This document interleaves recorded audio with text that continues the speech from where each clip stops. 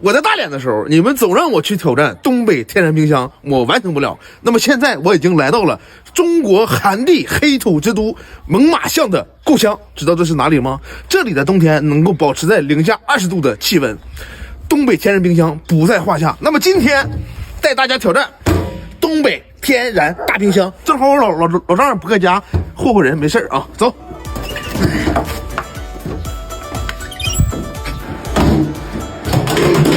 灌水！哎呦，这玩意儿我接满了，是不是抬不动啊？我操，这咋整啊？桶放外面，咱们往外运水，走。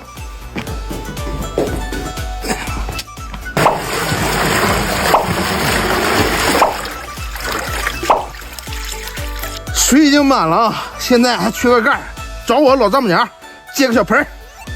这个是我老丈母娘拌菜用的盆儿，这两根是我老丈人劈的柴。现在咱们做盖儿啊，给这个盆里装满水，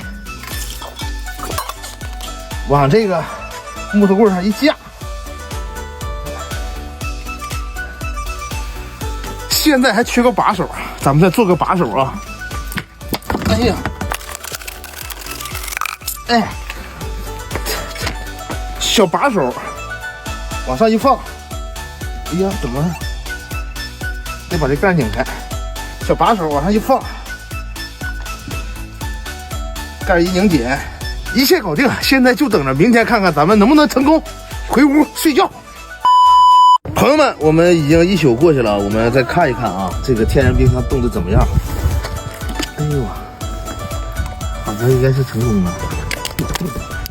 现在我就把这个水倒出去就完事了。我操，怎么动啊？等我一下子啊！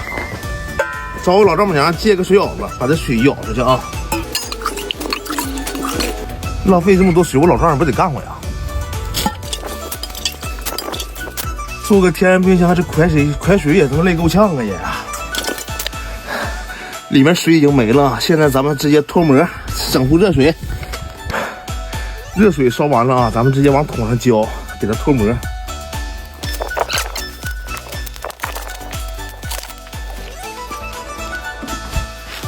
看看能不能脱了啊！哎呦，成功！哎呀，咦，再把这盖一脱。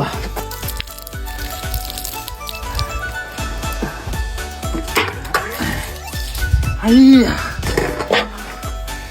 哥们儿，东北天然冰箱成功，小盖一扣，